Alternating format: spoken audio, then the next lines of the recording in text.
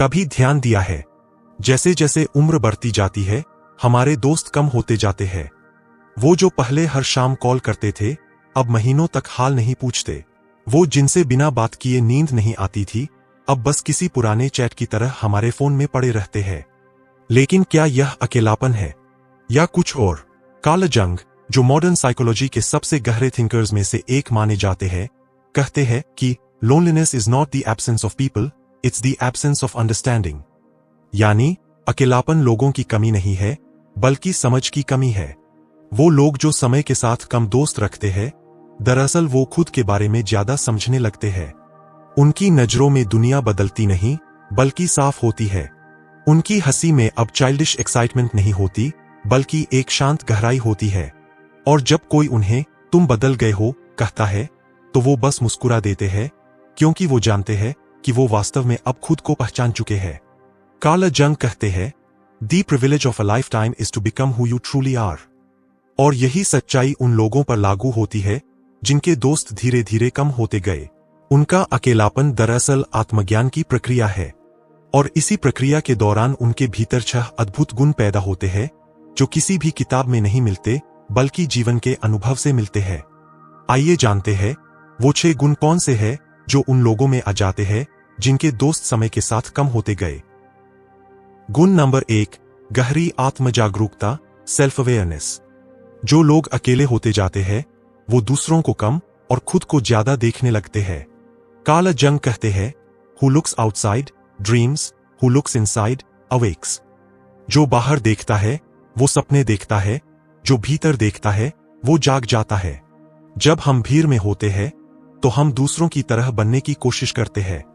हम अपनी असलियत से दूर हो जाते हैं। हम वो कहते हैं जो सबको अच्छा लगे, हम वो करते हैं जिससे सब खुश हों। लेकिन जब हमारे पास कम दोस्त रह जाते हैं, जब हमारा सोशल सर्कल छोटा हो जाता है तो हमें अपना असली चेहरा दिखने लगता है। हम समझने लगते हैं कि हम सच में कौन हैं, क्या चीज हमें खुश करती है, किस बात पर हमें गुस्सा आता है और किस दर्द ने हमें सबसे ज्यादा बदला है।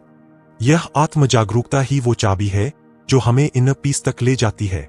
क्योंकि जब तक हम खुद को नहीं जानते हम किसी रिश्ते में सच में खुश नहीं रह सकते। यही वजह है कि जिन लोगों के कम दोस्त होते हैं वो ज्यादातर अपने भीतर की दुनिया में उतरते जाते हैं, किताबों में, मेडिटेशन में, साइलेंस में। और हाँ, ये साइलेंस डरावना होता है। पहले जब आप अकेले होते हैं तो मन शोर मचाता है, क्यों नहीं कोई मेरे साथ है, क्या मुझ में कुछ कमी है। लेकिन धीरे धीरे वही साइलेंस आपका टीचर बन जाता है। आप सीख जाते हैं कि खुशी भीड़ से नहीं आती, वो क्लैरिटी से आती है। और क्लैरिटी तभी आती है जब आप खुद से ईमानदारी से मिलते हैं। यही कारण है कि ऐसे लोग दूसरों की बातों से कम और अपनी इंट्यूशन से ज्यादा गाइडेड होते हैं। उनके फैसले अब वैलिडेशन के लिए नहीं होते, वो अब शांति के लिए होते हैं। कार्ल जंग के शब्दों में, Until you make the unconscious conscious, it will direct your life and you will call it fate. जो लोग आत्मजागरूक होते हैं वो अपनी लाइफ की स्टीयरिंग अपने हाथ में ले लेते हैं। नंबर 2, गहरी एम्पैथी और ऑब्जर्वेशन पावर।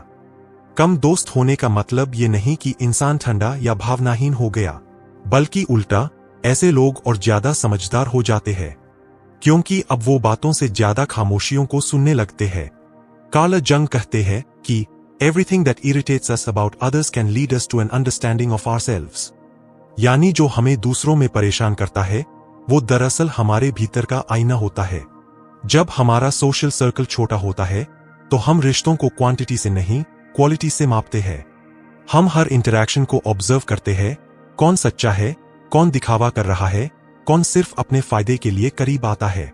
यही ऑब्जर्वेशन धीरे धीरे एम्पैथी में बदल जाती है क्योंकि जब आप खुद बहुत कुछ झेल चुके होते हैं, जब आपने बिट्रेल, मिसअंडरस्टैंडिंग और लोनलीनेस का सामना किया होता है, तो आप दूसरों के दर्द को महसूस करना सीख जाते हैं। अब आप किसी की आंखों से पढ़ सकते हैं कि वो क्या छुपा रहा है, किसी की हंसी में छिपे दुर्हक को पहचान सकते हैं और किसी की खामोशी में छिपे डर को महसूस कर सकते हैं। यही वजह है कि ऐसे लोग धीरे धीरे बहुत इमोशनली इंटेलिजेंट बन जाते हैं। वो जानते हैं कब बोलना है, कब चुप रहना है। वो जानते हैं कब किसी को समझाना है और कब बस उसके साथ बैठ जाना है। उनकी एम्पैथी लोगों को खींचती है, लेकिन उनकी एनर्जी उन्हें सिलेक्टिव बनाती है। इसलिए वो हर किसी को अपनी इनर सर्कल में नहीं आने देते। कार्ल जंग कहते हैं, people will do anything, no matter how absurd, to avoid facing their own soul. लेकिन जिन लोगों ने अपनी सोल से सामना कर लिया है, वो दूसरों की आत्मा को भी समझने लगते हैं। ऐसे लोग एक नजर में पहचान लेते हैं कि सामने वाला जेन्युइन है या नहीं। क्योंकि उन्होंने खुद को गहराई से समझा है, इसलिए वो अब दूसरों के मुखौटे भी पहचान लेते हैं। उनकी एम्पैथी कोई वीकनेस नहीं होती, वो एक स्पिरिचुअल स्ट्रेंथ होती है। नंबर 3, अकेले रहने की कला, द आर्ट ऑफ सॉलिट्यूड। यह गुण बहुत सटल लेकिन पावरफुल होता है। जिन लोगों के दोस्त कम होते जाते हैं, वो अकेले रहना सीख जाते हैं, और सबसे बड़ी बात, उन्हें अकेलापन बुरा नहीं लगता। कार्ल जंग ने कहा था, solitude is not a weakness, it is the strength of a self contained soul. यानी अकेलापन कमजोरी नहीं, बल्कि एक परिपक्व आत्मा की ताकत है। आज के दौर में लोग अकेले रहना नहीं, बल्कि एस्केप करना चाहते हैं। Social media, reels, gossip, endless chatting. लेकिन वो लोग जिनके दोस्त कम है, वो किसी एस्केप की तलाश में नहीं होते। वो अपनी कंपनी में कंफर्टेबल होते हैं। वो खुद से बातें करते हैं, खुद को समझते हैं और खुद के लिए जीते हैं। शुरुआत में ये कठिन होता है। आपको लगता है कोई नहीं है जो मुझे समझता, लेकिन धीरे धीरे आप रियलाइज करते हैं कि मुझे खुद ही अपनी सबसे अच्छी कंपनी बननी होगी। और वहीं से ग्रोथ शुरू होती है। क्योंकि अकेलेपन में ही क्रिएटिविटी जन्म लेती है। अकेलेपन में ही क्लैरिटी आती है कि आपको क्या चाहिए और क्या नहीं। आप अपने गोल्स को साफ साफ देख पाते हैं। आपका मन अब अप्रूवल से नहीं, पर्पस से ड्रिवन होता है। कार्ल जंग कहते हैं, the meeting of two personalities is like the contact of two chemical substances. If there is any reaction, both are transformed. तो अब वो किसी से सिर्फ टाइम पास के लिए नहीं मिलते, वो तभी जुड़ते हैं जब कोई रिलेशन उन्हें ट्रांसफॉर्म करे। यही कारण है कि ऐसे लोग धीरे धीरे डीप थिंकर्स बन जाते हैं। उनका माइंड एक फॉरेस्ट की तरह शांत होता है, जहां हर थॉट का मीनिंग होता है। वो छोटी छोटी चीजों में भी लाइफ का अर्थ खोजते हैं। बारिश की बूंद में सुकून, साइलेंस में फ्रीडम और अकेले चलने में पीस। सॉलिट्यूड उन्हें डराती नहीं, वो उनकी सैंक्चुएरी बन जाती है। और जब दुनिया शोर में डूबी रहती है, वो अपने भीतर की आवाज सुन पाते हैं। यही वो गुण है जो हर थिंकर, फिलोसफर और क्रिएटर के अंदर पाया जाता है। क्योंकि गहराई हमेशा साइलेंस में ही जन्म लेती है। गुण नंबर 4, भावनात्मक परिपक्वता, इमोशनल मैच्योरिटी। कार्ल जंग कहते हैं, Until you make peace with your emotions, you will keep projecting them on others. यानी जब तक आप अपनी भावनाओं को समझ नहीं लेते, आप दूसरों को दोष देते रहेंगे। जिन लोगों के दोस्त धीरे धीरे कम होते जाते हैं, वो इस पेनफुल ट्रूथ से गुजरते हैं। उनके जीवन में ऐसे पल आते हैं जब उन्हें लोगों से उम्मीदें थीं, पर वो टूटीं। उन्हें लगा कोई हमेशा साथ रहेगा, पर वो चला गया। उन्होंने भरोसा किया और फिर वही भरोसा उन्हें तोड़ गया। पहले ये सब चीजें उन्हें अंदर से तोड़ देती थीं, लेकिन फिर एक दिन वो सब्र करना सीख जाते हैं। वो समझ जाते हैं कि किसी के जाने से जिंदगी खत्म नहीं होती, बस बदल जाती है। वो समझ जाते हैं कि हर इंसान अपनी समझ के हिसाब से ही प्यार करता है, और हर रिश्ता कुछ सिखाने आता है, हमेशा साथ रहने नहीं। यहीं से इमोशनल मैच्योरिटी जन्म लेती है। अब वो किसी से बदला नहीं लेते, वो बस समझ लेते हैं। अब वो किसी पर गुस्सा नहीं करते, वो बस दूरी बना लेते हैं। अब वो किसी के वैलिडेशन के पीछे नहीं भागते, क्योंकि वो जानते हैं कि उनकी शांति किसी और के अप्रूवल पर निर्भर नहीं। कार्ल जंग ने कहा था, your vision will become clear only when you can look into your own heart. Who looks outside dreams, who looks inside awakes. जब इंसान भीतर झांकना शुरू करता है, तब उसे समझ आता है कि जो बातें हमें दूसरों में परेशान करती है, वो दरअसल हमारे अपने भीतर के अधूरे हिस्से है। जो हमें किसी से चोट पहुंचाती है, वो हमें अपने घाव दिखाती है। और जो लोग हमें छोड़ जाते हैं, वो हमें सिखाते हैं कि सेल्फ लव कितना जरूरी है। ऐसे लोग अब अपने इमोशंस को सप्रेस नहीं करते, वो ऑब्जर्व करते हैं। वो जानते हैं कि गुस्सा आना, दुख होना या डरना गलत नहीं है। गलत तब है जब हम इन भावनाओं को बिना समझे रिएक्ट कर देते हैं। इसलिए वो हर इमोशन को कामली महसूस करते हैं और उसे रिलीज कर देते हैं। अब वो हर बात पर ओवरथिंक नहीं करते। वो हर रिश्ते में क्यों नहीं ढूंढते। वो समझते हैं कि कुछ बातें बस होती है क्योंकि वो हमें ग्रो कराती है। यही इमोशनल मैच्योरिटी उन्हें अलग बनाती है। लोग उन्हें ठंडा या डिस्टेंस रखने वाला समझते हैं, पर दरअसल वो इमोशनली बैलेंस्ड होते हैं। उनकी भावनाएं गहरी होती है लेकिन कंट्रोल्ड होती है। उनका दिल टूटा होता है लेकिन अब वो किसी से उम्मीद नहीं रखते। उनका प्यार सच्चा होता है लेकिन अब वो उसे शब्दों में नहीं, कर्मों में दिखाते हैं। कार्ल जंग के शब्दों में, only the wounded physician heels. जो खुद घायल हुआ है वही दूसरों के दर्द को सच में समझ सकता है। और यही कारण है कि जो लोग इमोशनली मैच्योर बनते हैं वो दुनिया के लिए एक हीलर बन जाते हैं, भले वो चुपचाप ही क्यों न हो। नंबर 5, सच्चाई और प्रामाणिकता, ऑथेंटिसिटी। किसी समय वो हर किसी के साथ फिट होने की कोशिश करते थे, हर गैदरिंग में शामिल होते थे, हर ट्रेंड को फॉलो करते थे, हर किसी को खुश रखने की कोशिश करते थे। पर अब नहीं। अब वो समझ चुके हैं कि सबको खुश रखने की कोशिश में इंसान खुद से दूर हो जाता है। कार्ल जंग कहते हैं, the most terrifying thing is to accept oneself completely. यानी खुद को पूरी तरह स्वीकार करना ही सबसे कठिन काम है। जो लोग धीरे धीरे अकेले होते जाते हैं वो इस सफर से गुजरते हैं। वो अब मास्क पहनना बंद कर देते हैं। वो दिखावा नहीं करते कि सब ठीक है। अगर दुख है तो उसे महसूस करते हैं। अगर गलती हुई है तो उसे स्वीकार करते हैं। अगर उन्हें किसी चीज में इंटरेस्ट नहीं है तो उसे हाँ नहीं कहते। उनकी ऑथेंटिसिटी लोगों को असहज करती है क्योंकि वो सच बोलते हैं, वो सच्चाई से भागते नहीं। और दुनिया को हमेशा वो लोग असहज करते हैं जो सच बोलते हैं। अब वो किसी से इंप्रेस नहीं करना चाहते, वो बस एक्सप्रेस करना चाहते हैं। वो अपने प्रिंसिपल्स के खिलाफ कुछ नहीं करते, चाहे उसके लिए अकेला क्यों न रहना पड़े। उनका ना कहना अब उन्हें डराता नहीं, क्योंकि वो जानते हैं कि ना कहना सेल्फ रिस्पेक्ट का पहला कदम है।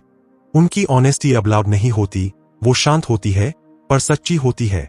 कार्ल जंग ने कहा था, the privilege of a lifetime is to become who you truly are. और वो यही कर रहे हैं। धीरे धीरे बिना दिखावे के खुद की सच्चाई को जी रहे हैं। ऐसे लोग अपनी जिंदगी को दूसरों के अप्रूवल के हिसाब से नहीं जीते। उन्हें फर्क नहीं पड़ता कि लोग उन्हें ईगोइस्टिक समझे या रिजर्व्ड, क्योंकि वो जानते हैं कि फेक स्माइल से बेहतर है सच्ची खामोशी, और टेम्पररी पॉपुलैरिटी से बेहतर है परमानेंट पीस। उनकी ऑथेंटिसिटी अब उनकी एनर्जी बन जाती है। वो हर किसी के साथ वाइब नहीं करते क्योंकि अब वो जानते हैं कि हर एनर्जी उनके लिए नहीं बनी। वो सिलेक्टिव हो जाते हैं क्योंकि उन्हें अपनी मेंटल पीस की कीमत पता है। ऑथेंटिसिटी का मतलब परफेक्ट होना नहीं बल्कि सच्चा होना है। और जो लोग सच्चे होते हैं वो धीरे धीरे रेयर बन जाते हैं। लोग उन्हें समझ नहीं पाते पर अंदर से हर कोई उनके जैसा बनना चाहता है, क्योंकि ऑथेंटिसिटी वो गिफ्ट है जो हर कोई चाहता है, लेकिन बहुत कम लोग उसे अफोर्ड कर पाते हैं। नंबर 6, आध्यात्मिक गहराई और समझ, स्पिरिचुअल अंडरस्टैंडिंग। कार्ल जंग सिर्फ एक साइकोलॉजिस्ट नहीं थे, वो एक स्पिरिचुअल फिलोसोफर भी थे। उन्होंने कहा था, people don't have ideas, ideas have people. यानी विचार इंसानों के नहीं होते, इंसान विचारों के माध्यम बनते हैं। जिन लोगों के दोस्त कम होते जाते हैं वो धीरे धीरे वर्ल्डली चीजों से डिटैच होने लगते हैं। अब उन्हें पार्टीज, गॉसिप या सुपरफिशियल कॉन्वर्सेशंस में आनंद नहीं आता। अब वो गहराई की तलाश में होते हैं, मीनिंग की तलाश में।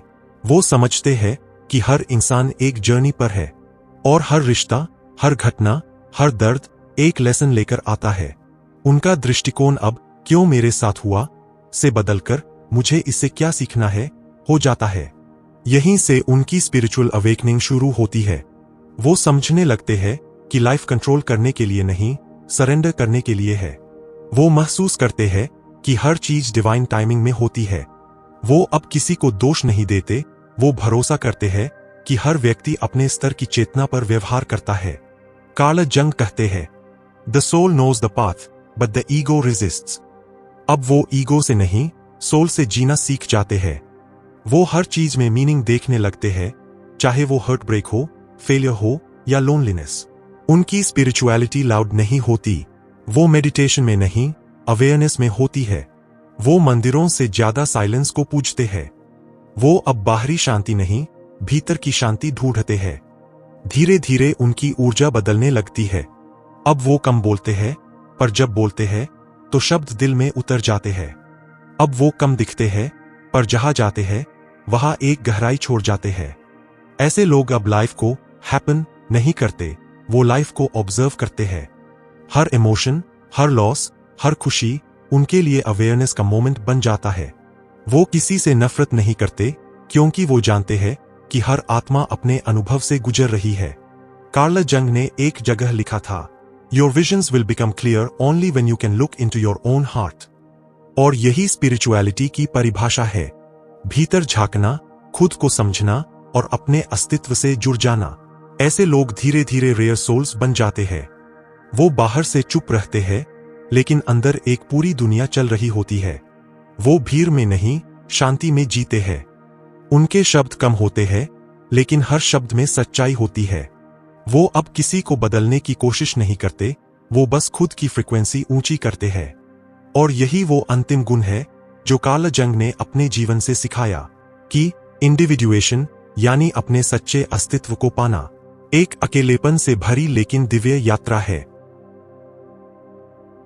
निष्कर्ष, कंक्लूजन। तो अगर तुम उन लोगों में से हो जिनके दोस्त अब कम हो गए हैं, तो खुद को गलत मत समझो। तुम बस उस रेयर कैटेगरी में आ गए हो जहां आत्मा ग्रो करती है। तुम अब हर चीज में गहराई खोजते हो, हर रिश्ते में मीनिंग, हर दर्द में सीख और हर खामोशी में जवाब। कार्ल जंग ने कहा था, loneliness does not come from having no people around you, but from being unable to communicate the things that seem important to you. तो अगर तुम खुद को अकेला महसूस करते हो, तो याद रखो, तुम्हारे भीतर एक ऐसा विजडम जाग रहा है जो हर किसी में नहीं होता। एक दिन तुम्हें एहसास होगा कि वो दोस्तियां जो चली गईं, वो जरूरी थीं, क्योंकि उन्होंने तुम्हें खुद तक पहुंचाया। एक दिन तुम देखोगे कि तुम्हारा अकेलापन ही तुम्हारा टीचर था, और तुम समझ जाओगे कि जिन लोगों के कम दोस्त रह गए, वो कमजोर नहीं हुए, वो बस सच्चे बन गए।